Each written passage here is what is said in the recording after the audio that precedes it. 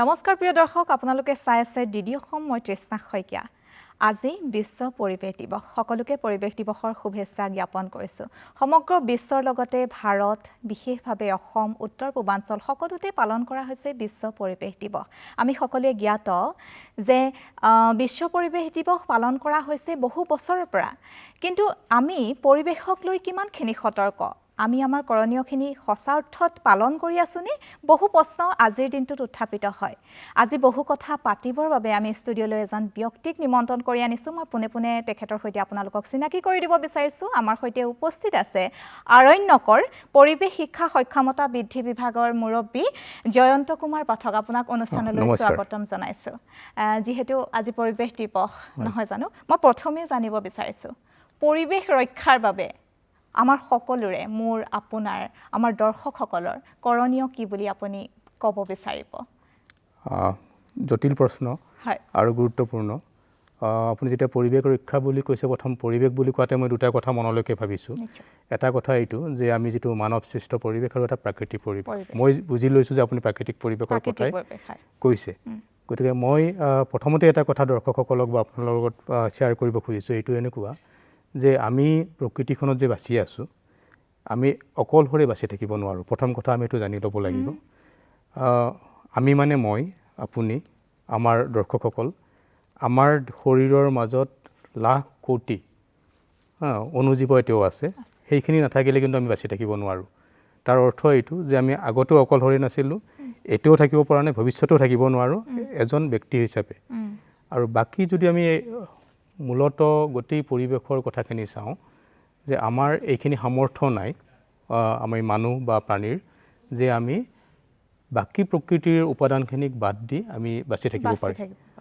গতিকে প্ৰথম কথা কৰণীয় বুলি ক'লে আমি যদি জীয়াই থাকিব বিচাৰিছো যিখিনি উপাদান নহলে আমি জীয়াই থাকিব নোৱাৰো গতিকে সেই কথাখিনি আমি মন দিয়া উচিত গতিকে প্ৰত্যেককে আমি জীয়াই থাকিবলৈ বিচাৰিম জীয়াই থাকিবলৈ কেনেকৈ বিচাৰিম যে আমি সুস্বাস্থ্যৰে জীয়াই থাকিব বিচাৰিম কোনো অসুবিধা নোহোৱাকৈ জীয়াই থাকিব বিচাৰিম গতিকে সেই কথাখিনি যদি মন কৰো তেতিয়াহলে আমাৰ কৰণীয় তাতে জড়িত হৈ থাকিব নিশ্চয়কৈ এখিনিতে আমি যেহেতু আজি পৰিৱেশ দিৱসৰ লগত সংগতি ৰাখি আমি এটা ভিডিঅ' প্ৰস্তুত কৰি লাইছিলো সেই ভিডিঅ'টো আমি চাই লওঁ নিশ্চয় প্ৰচুৰ প্ৰাকৃতিক সম্পদেৰে ভৰপূৰ অসম ভাৰতৰ ভিতৰতে এখন বৈচিত্ৰ্যপূৰ্ণ ৰাজ্য ব্ৰহ্মপুত্ৰ উপত্যকাৰ উৰ্বৰ সমভূমিৰ পৰা আৰম্ভ কৰি ইয়াৰ ঘন অৰণ্য আৰু জলাশয়লৈকে ৰাজ্যখনৰ অৰ্থনীতি আৰু সংস্কৃতিত প্ৰকৃতিয়ে গুৰুত্বপূৰ্ণ ভূমিকা পালন কৰে বিশ্ববিখ্যাত এশিঙীয়া গড় বিভিন্ন ধৰণৰ জীৱ-জন্তু উদ্ভিদ অথবা প্ৰাকৃতিক সম্পদৰে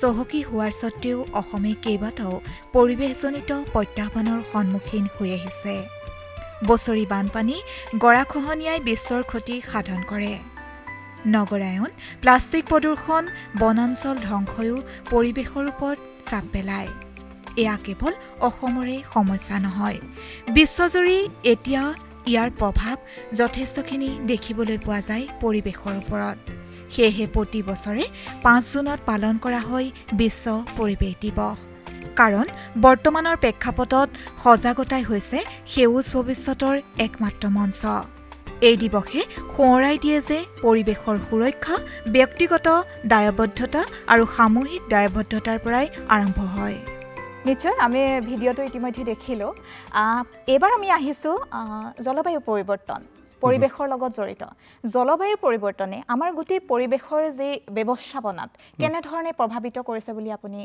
অনুভৱ কৰে এইটো এটা গুৰুত্বপূৰ্ণ কথা মই কিছু বছৰ জলবায়ু পৰিৱৰ্তনৰ লগত বিশেষকৈ ৰাইজৰ লগত কাম কৰিছো বিশেষকৈ পঞ্চায়তৰ কৰ্মীসকলৰ লগত অসমৰ প্ৰায় 14খন জিলাত মই বিভিন্ন কাম কৰিছিলো গতিকে মই দুটা অভিজ্ঞতা ক'ব পাৰো এটা মই নিজে কৰা অভিজ্ঞতা মানুহসকলে মোক কি কৈছিলে তেখেতসকলে কি ধৰণৰ কথা কৈছিলে এইখিনি কথা আপোনাক জনাব পাৰিম আৰু এটা বিজ্ঞানীসকলে পৰিৱেশৰ পৰিৱৰ্তনৰ কি কথা কৈছে এই কথা দুটা কথাই কিন্তু আমি যেতিয়া মানুহৰ লগত কথা বতৰা কৰিছো দুটাৰে সাংঘাতিকভাৱে মিল আছে আমি গাঁৱৰ মানুহে যিখিনি বা আমি সাধাৰণ মানুহ ৰাইজে যিখিনি অভিজ্ঞতা আমি শ্বেয়াৰ কৰিছো সেই একেখিনি কথাই পৰিৱেশ বিজ্ঞানীসকলে বা জলবায়ু পৰিৱৰ্তনৰ লগত জড়িত ক্লাইমেট চাইণ্টিষ্টসকলে তেওঁলোকৰ ভাষাৰে কৈছে কেৱল লেংগুৱেজৰ ধৰণবোৰ বেলেগ গতিকে মই এটা সৰু কথা, মোৰ লগত এখন কিতাপ আছে, এইখন মই নিজেই লিখা, মোৰ সহকৰ্মীও আছিলে, মই দেখুৱাই দিছোঁ, বতৰ, জলবায়ু আৰু জীৱন।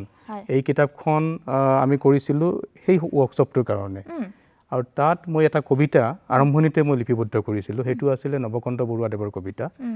1960 চনত সেই কবিতাটো তেখেতে লিখিছিলে, ইয়াত নদী আছিল, তাত ইয়াত নদী আছিল। এই কবিতাটোত আমি কেইটামান পংক্তি আমাৰ দৰ্শকসকলৰ মনত আছে যে মৰুভূমি আহে লাহে লাহে, মাহে মাহে, বছৰে বছৰে, এই ধৰণৰ যিটো পংক্তি, এই কথাটো প্ৰত্যেকৰে মনত আছে। আৰু তাত এটা কথা ধুনীয়াকৈ লিখিছিলে তেখেতে, যে দূৰণিৰ সৌ নীলা গাঁওখনিলৈ এইবাৰ আঘোণ আহিল আহিনতে। ইয়াত মই ভাবোঁ যে তেখেতে জলবায়ু পৰিৱৰ্তনৰ পৰিকল্পনা বা কল্পনা মনত ৰাখি তেখেতে এই কথাখিনি কৈছিল নে নাই মই নাজানো, কিন্তু আজিৰ বাস্তৱ প্ৰতিচ্ছবিটোৰে এইটো। এইবাৰ যিটো আমি বহাগ উদযাপন কৰিলোঁ, এইবাৰ যিখিনি অৰ্কিডৰ চাইণ্টিষ্ট তেখেতসকলে মোৰ লগত যিখিনি কথা বতৰা আমি শ্বেয়াৰ কৰিছোঁ, যে এইবাৰ বহাগ বিহুৰ সময়ত আমাৰ নাচনীয়ে খোপাত কপৌ ফুল লগাব পৰা নাই, তাৰ আগত কপৌ ফুল ফুলি শেষ হৈছিলে। কাৰণটো কি? হয়তো কিবা এটা পৰিৱৰ্তনৰ ইংগিত দিছে। গতিকে জলবায়ু পৰিৱৰ্তনৰ যিটো ইংগিত, এইটো দুটা ধৰণৰ কথা। এটা আমাৰ পৰিৱেশৰ যিখিনি বাতাবৰণ, আমাৰ গছ গছনি হওক, আমাৰ জলাধাৰ হওক, মাটি হওক, তাৰ বিভিন্ন ধৰণৰ সাল সলনি হৈছে, আমি কৰিছোঁ এইটো মানুহে, আৰু তাৰ ফল এটা জলবায়ু পৰিৱৰ্তন। আৰু বিপৰীত ধৰণে এনেকুৱা হৈছে যে জলবায়ু পৰিৱৰ্তনৰ প্ৰভাৱতো এতিয়া এই ধৰণৰ পৰিৱৰ্তনবোৰ হৈ গৈ আছে।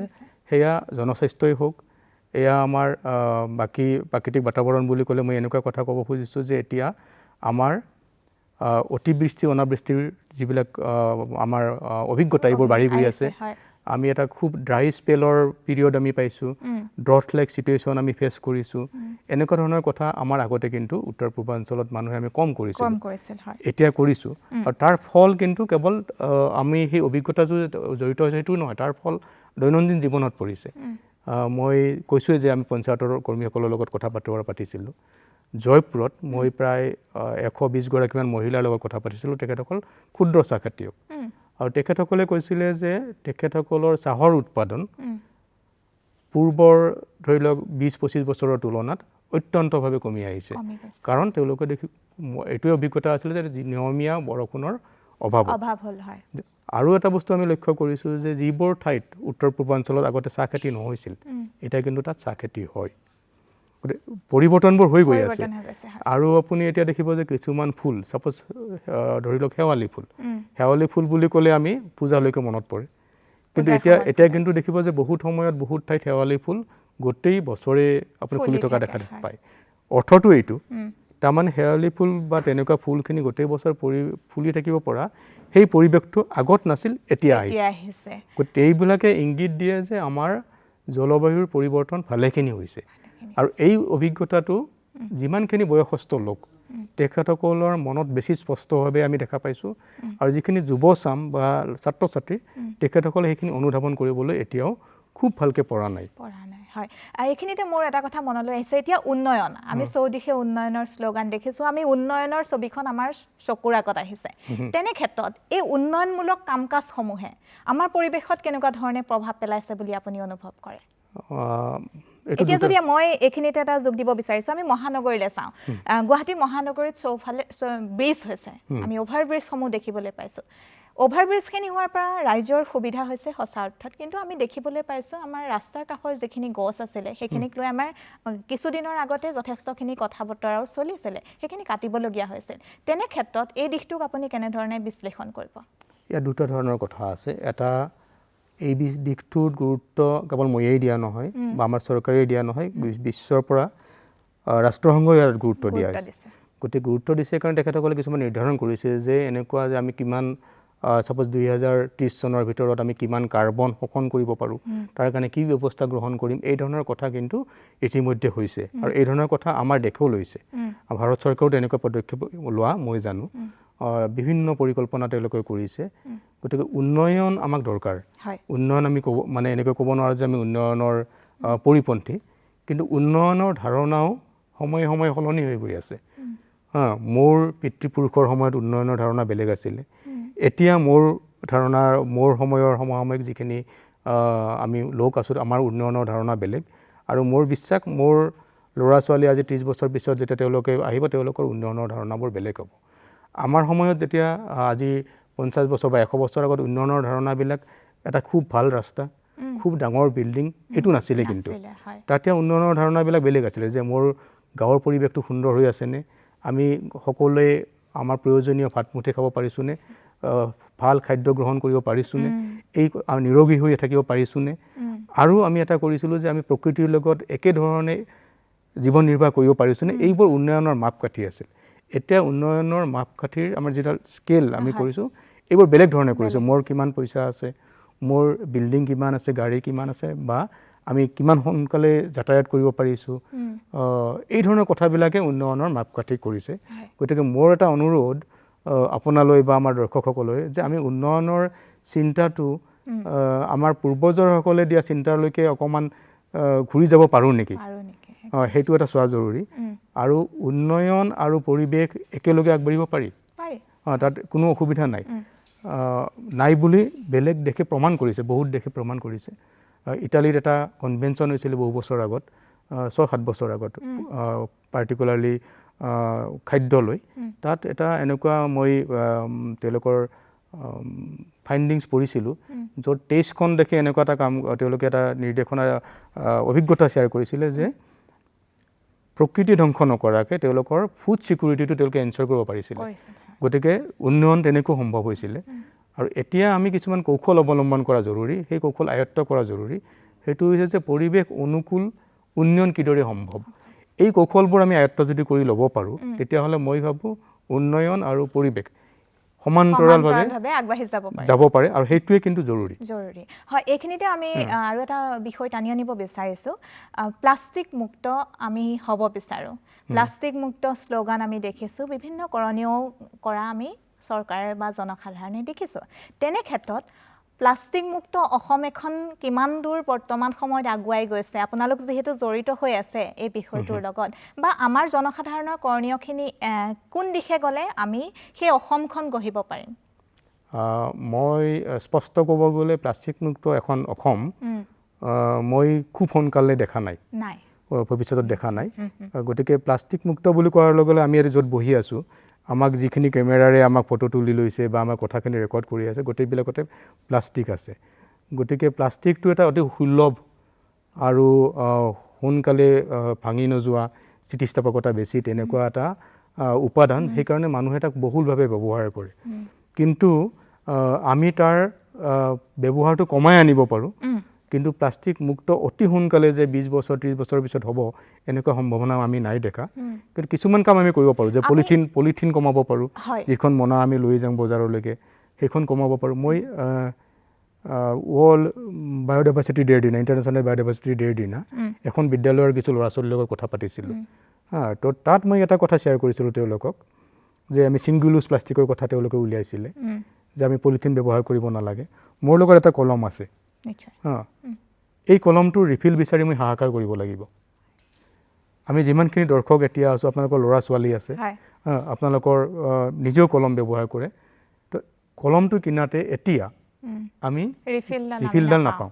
গতিকে আমি এইটো ৰিফিল শেষ হ'ল, আমি আৰু এটা কলম কিনিব লাগিব। তেতিয়া মই ল'ৰা ছোৱালীখিনিৰ লগত কথা পাতিলোঁ যে তেওঁলোকৰ প্ৰায় 3 দিনত এটা কলম শেষ হয়, জেল পেন। বল পেন হ'লে অলপ বেছি দিন লাগে। তেওঁলোকৰ ক্লাছটোত মই যেতিয়া কথা পাতিলোঁ, তেওঁলোকক এই বছৰত 4800 কলম লাগে।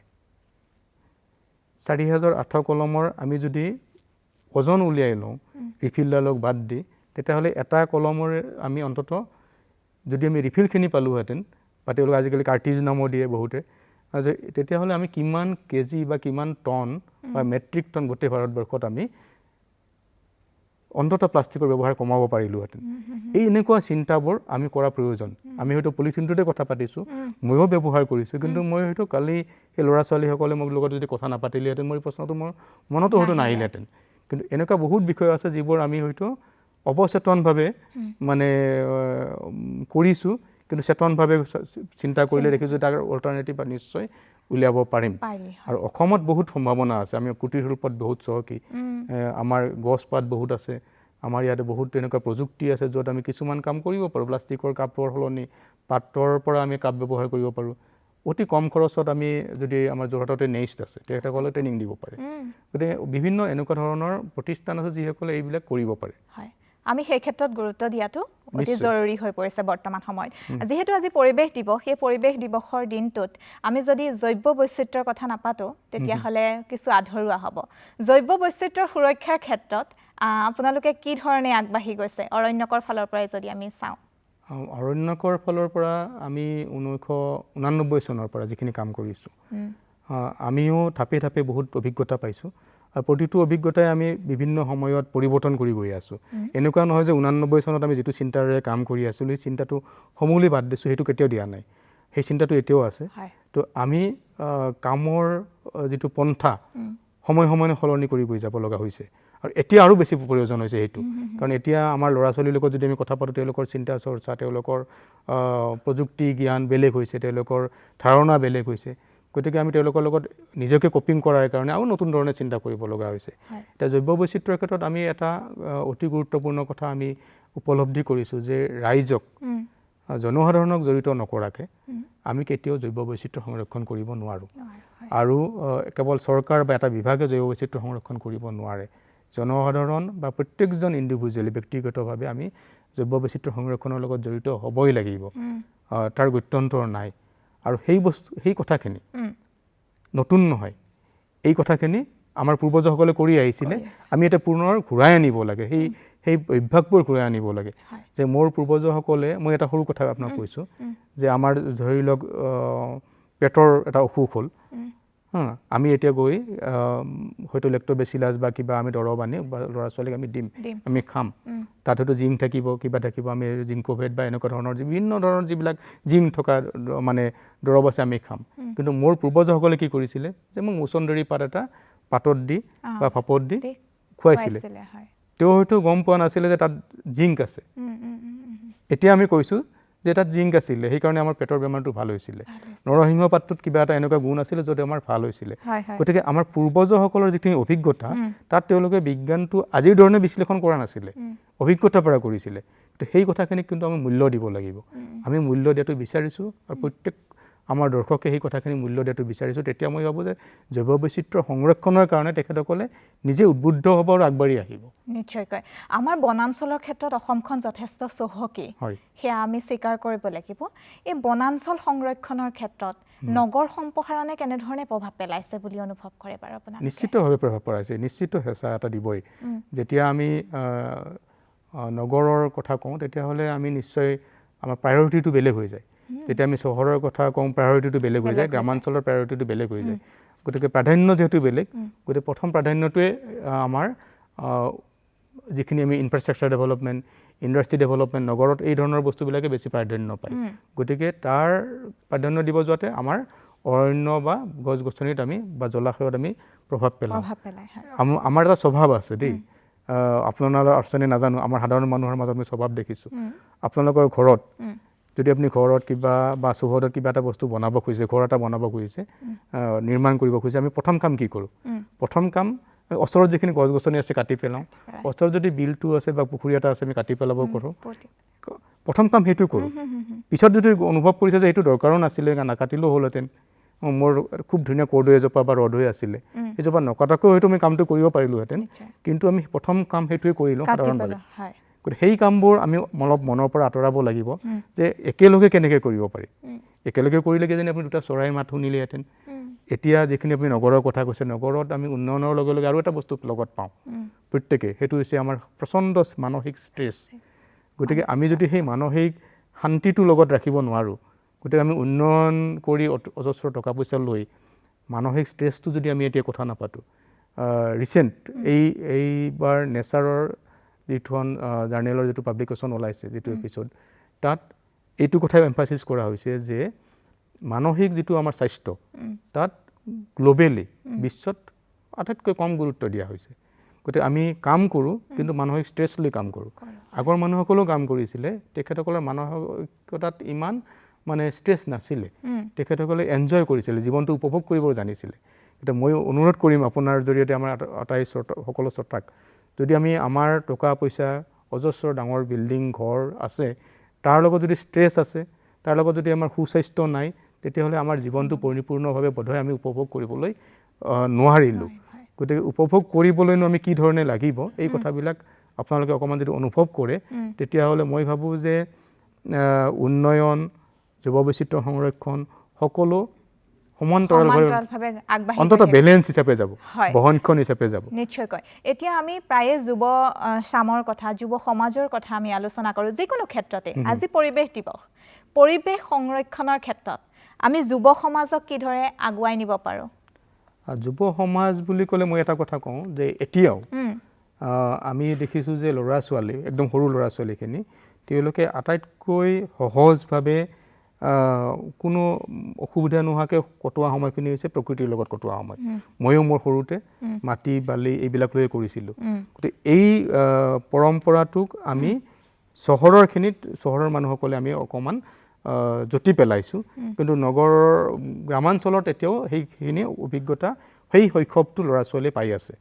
এতিয়া যিখিনি ডাঙৰ হোৱাৰ লগে লগে এতিয়া আমাৰ যিখিনি গোটেই সামগ্ৰিক পৰিৱেশ, আৰ্থ-সামাজিক দিশ, আমাৰ ছ'চিঅ' পলিটিকেল দিশ, এই গোটেই কথাবিলাকে আমাক অকণমান প্ৰভাৱিত কৰে। আৰু এটা কথা মই কওঁ যে যুৱ সমাজৰ লগত এতিয়া প্ৰযুক্তিৰ জ্ঞান আগতকৈ বহুত আছে। তেখেতসকলে সেই প্ৰযুক্তি জ্ঞানেৰে যিখিনি আগৰ প্ৰজ্ঞা আছিল, যিখিনি আমি উইজডম বুলি ক'ম আমাৰ এনচেষ্টৰসকলৰ, সেইখিনিৰ কথা যদি অকণমান গুৰুত্ব দিয়ে, দুটাৰ সমিলমিলেৰে আমাৰ এখন সুন্দৰ অসম বা সুন্দৰ উত্তৰ পূৰ্বাঞ্চল হ'ব পাৰে।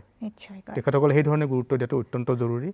আৰু অসম বা উত্তৰ পূৰ্বাঞ্চলত এটা কাম জৈৱ বৈচিত্ৰ্যৰ ক্ষেত্ৰত অত্যন্ত জৰুৰী কৰিব লগা, সেইটো হৈছে যে আমাৰ যিখিনি ট্ৰেডিশ্যনেল ইক'লজিকেল নলেজ, সেইখিনি ডকুমেণ্ট কৰা অত্যন্ত জৰুৰী, এটা জৰুৰী কাম। নেচাৰ বেছড চলিউশ্যন বুলি ক'লে আমি যিটো বুজিম, তেনেকুৱা যিবোৰ সমাধান প্ৰাকৃতিকভাৱে আমাৰ অঞ্চলত, উত্তৰ পূৰ্বাঞ্চলত আছে, মই ভাবোঁ যুৱ সমাজে এইখিনি আগ ধৰি হাতে কামে লাগি ডকুমেণ্ট কৰা জৰুৰী, যাতে তেওঁলোকৰ ল'ৰা ছোৱালীয়ে এই কথাখিনিৰ পৰা বঞ্চিত হ'ব লগা নহয়। হয়, সময় শেষ হ'ব হৈছে, শেষত দৰ্শকসকলক কি ক'ব? আপোনালোকে প্ৰকৃতিৰ লগত অকণমান সময় দিয়ক, নিজক উদ্বিগ্নতাৰ পৰা মুক্ত কৰক, আৰু আহক আমি জীৱনটো এটাই জীৱন, এখনেই পৃথিৱী, আমি উপভোগ কৰোঁ। হয়, সেউজীয়া জীৱন এটা আমি কটাম, নহয় জানো? কিন্তু এইখিনিতে এটা কথা উল্লেখ কৰিব লাগিব, কেৱল বিশ্ব পৰিৱেশ দিৱসৰ দিনটোতেই আমি এনেকুৱা ধৰণৰ আলোচনাত মিলিত হ'লে নহ'ব, নহয় জানো? এয়া এনেকুৱা ধৰণৰ বিষয়সমূহ আমি দৈনিকভাৱে চৰ্চা যদি কৰিব পৰা যাওঁ, তেতিয়াহ'লে যথেষ্টখিনি আমি উপকৃত হ'ম। কেৱল আমি আমাৰ চৌদিশটো যদি সেউজীয়া কৰি ৰাখিব পাৰোঁ, তেতিয়াহ'লে গোটেই দেশখন, অসমখন চৌদিশে সেউজীয়া হৈ উঠিব। ইয়াকে কৈ আজিৰ অনুষ্ঠানৰ পৰা মই তৃষ্ণা শইকীয়াই বিদায় লৈছোঁ। ধন্যবাদ।